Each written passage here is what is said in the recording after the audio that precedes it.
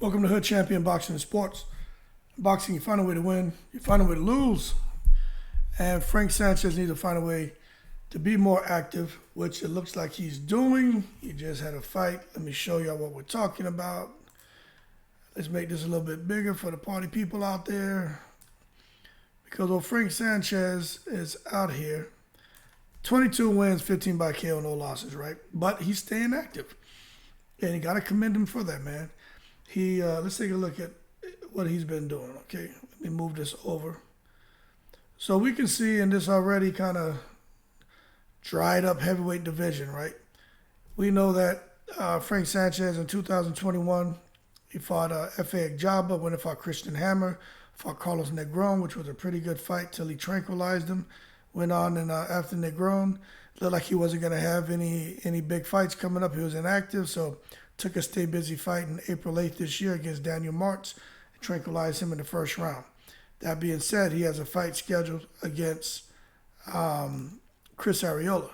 Now, when you talk about a guy like Frank Sanchez, he is someone, man, who was just, skyrocketing up the heavyweight ranks, man. I mean, he was out here just tranquilizing people, looking amazing. But then, unfortunately, he seemed to have kind of fizzled out a little bit. And I'm not really sure what the problems were over there at PBC. You figure by now Frank Sanchez would have had a huge fight. Guys running around here with a 65% KO ratio, man. 78-inch reach, which gives him a huge advantage going into fights against a lot of fighters. He has extremely long arms for a guy who's standing at 6'4", 30 years out of Cuba. But I'm going to tell you right now, him fighting Chris Arreola, I'm not going to say that's a joke, but I'm going to say that's a joke. And I think he, not only does he beat Chris Arreola, I think this is the fight that puts Chris Arreola into retirement. I like Chris Arreola. He's always going to entertain, and he's always going to leave it all on the line. I just don't think Chris Arreola at this point in time has anything for a guy like Frank Sanchez. Remember, people, no matter if you like Chris Arreola or not, Chris Arreola fought Vitaly Klitschko. All right, so just put things in perspective to how long Chris Arreola's been around here trying to win a title. This man fought Vitaly Klitschko. And Chris is still a problem in the ring. Everyone has a shelf life. He's not beating Frank Sanchez. But that being said, they know they're fighting. They've already signed a contract. It's just a matter of finding a date and a location. And then they can get it on. But when you talk about the heavyweight division, and you talk about Frank Sanchez, when we look at this, Frank Sanchez should really be right here on this list as well. It kind of sucks, in my opinion, that Frank Sanchez isn't on here and not Dillian White instead of Dillian White. Even Joseph Parker. Frank Sanchez beats Joseph Parker, in my opinion, but he just needs the opportunity. So will he get the opportunity after beating Chris Arreola? Let's see, where's Frank Sanchez when we look at him in the rack stack? So you can see right here in the WBO, Frank Sanchez is ranked number 3. In the IBF, Frank Sanchez is ranked number 7. For the WBC, Frank Sanchez is not ranked by the WB. Oh yeah, he's ranked number 4 by the WBC. And then for the WBA, what the hell is wrong with these guys at the WBA?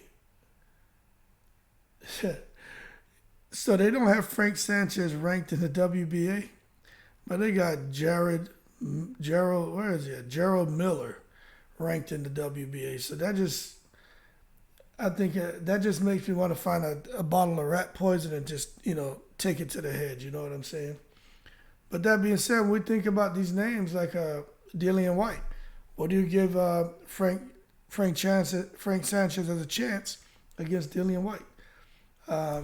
Against his fellow Cuban, fellow countryman, Luis Ortiz, Parker, you know what I mean? Even Andy Ruiz. How would he fare against those guys? I think he has a good chance, man. I really do. And then when you come down and look at the Joe George, Joseph Parker, Jared Anderson, I think he beats Jared Anderson. But I think Top Rank knows not to put Jared Anderson in there with no damn Frank Sanchez. Frank Sanchez, to me, he's already proven that he has what it takes, and he just needs an opportunity. he's actually where Jared Anderson's trying to get to. And I think with Jared Anderson's next fight, he may be there. And I wouldn't be surprised if down end of this year they make a Frank Sanchez Jared Anderson fight. But PBC and Top Rank politics, it is what it is. Let me see who else. Oh, this Makhmudov is a problem. Otto Wallen would be a good fight for him. But that being said, Frank Sanchez is right there. I don't know why they keep playing around with that, man. Let Frank Sanchez get a big fight. I would love to see him come out there and fight a Dillian White or someone and just totally, tranquilize him. And we'll see what Dillian White has to say about that.